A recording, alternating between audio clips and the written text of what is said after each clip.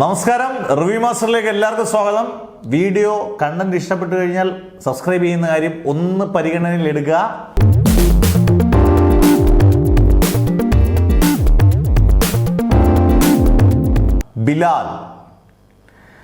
Bilal John Kurisingal, എനിക്ക് തോന്നുന്നു ഇത്രയും അണ്ടർ റേറ്റഡ് ആയിട്ടുള്ള സിനിമ, ഇത്രയും ഓവർ റേറ്റഡ് ആയിട്ട് കാണാനിരിക്കുന്ന പ്രേക്ഷകൻ മറ്റൊരു സിനിമയ്ക്കില്ല എന്നുള്ളതാണ് ഉറപ്പാണ്.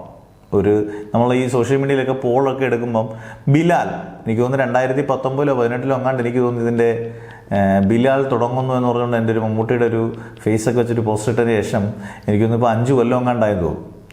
സ്ഥിരമായി ഇതിൻ്റെ പോസ്റ്റ് ഇടുന്ന ഒരാളുണ്ടെന്നൊക്കെ കഴിഞ്ഞ ദിവസം ഫേസ്ബുക്കിനകത്തും യൂട്യൂബിനകത്തും ഒക്കെ ഉണ്ട്. സ്ഥിരമായി എല്ലാ ദിവസവും ഈ സിനിമ ഇറങ്ങുമെന്ന് ചോദിച്ചുകൊണ്ട് അത്രയ്ക്ക് പ്രതീക്ഷയുടെ മാക്സിമത്തിൽ നിൽക്കുന്നൊരു സിനിമയാണ് ബിലാൽ. കാരണം ബിഗ് ബി എന്ന് പറയുന്ന അമൽ നീരദിൻ്റെ ആദ്യത്തെ ചിത്രം, അന്നത്തെ കാലത്ത് അതൊരു ട്രെൻഡ് സെക്ടറൊന്നും ആയില്ല.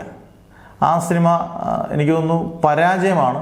പക്ഷേ ആ സിനിമ പിന്നീട് ഭയങ്കരമായി ട്രെൻഡ് സെക്ടറായി. അത് OTT അല്ലോ, നമ്മൾ അതിൻ്റെ സിനിമകൾ പിന്നീട് TV വന്നു.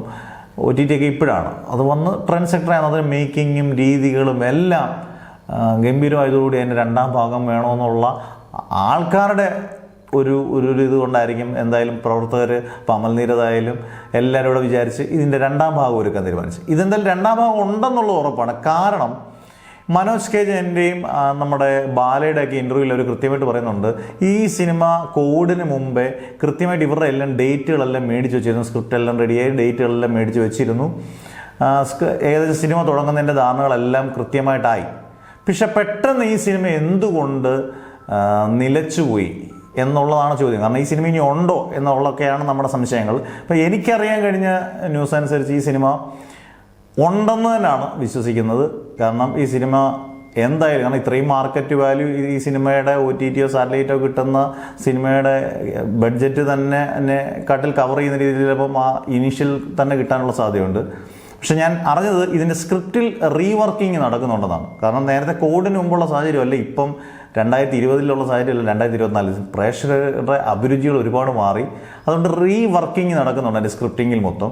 അതുകൊണ്ട് ബിലാലിന് മുമ്പേ 2024 അവസാനത്തോടുകൂടി മമ്മൂട്ടി അമൽ നീരദ് ചിത്രം, മറ്റൊരു ചിത്രം തുടങ്ങിയതിന് ശേഷം, അതിനുശേഷം ഇച്ചിരി കൂടെ ഒന്ന് ശാന്തമായതിനു ശേഷം 2025 തന്നെ ബിലാൽ ആരംഭിക്കുമെന്നാണ്. അന്നേരം ഒരു നല്ലൊരു ന്യൂസായിട്ടാണ് നമുക്ക് തോന്നുന്നത്. കാരണം എന്തായാലും ബിലാൽ പലരുടെയും, അർജുൻ ദാസ് ഉൾപ്പെടെയുള്ളവരുടെ എല്ലാം ഡേറ്റ് എല്ലാം മേടിച്ചുകൊണ്ട് ഈ സിനിമ ഒരിക്കലും നടക്കത്തില്ല എന്നുള്ളത് നടക്കും. പക്ഷേ അതിന് മുമ്പേ മറ്റൊരു മമ്മൂട്ടി അമൽ നീരദ് ചിത്രത്തിന് ശേഷം മാത്രമേ ബിലാൽ ഉണ്ടാവൂ. അന്നേരം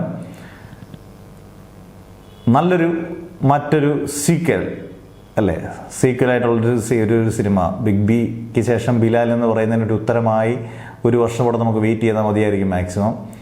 മമ്മൂട്ടി ആരാധകർക്കും സാധാരണപ്പെട്ട എല്ലാ സിനിമാ പ്രേമികൾക്കും ഏറെ ആവേശം പകരുന്നൊരു വാർത്ത തന്നെ ആയിരിക്കും അതിൻ്റെ ഇനി അടുത്ത അപ്ഡേറ്റ് വരുന്നത്. എത്രയും പെട്ടെന്ന് ഈ അടുത്ത മമ്മൂട്ടി ദുൽഖർ ചിത്രം, മമ്മൂട്ടി അമൽ നീരദ് ചിത്രത്തിനോടൊപ്പം അതിൻ്റെ അപ്ഡേറ്റ്സ് വരാനുള്ള ചാൻസ് വളരെ കൂടുതലാണ്. അടുത്ത വീഡിയോ ആയിട്ട് വരുന്നവരെ സൈനിങ് ഓഫ്.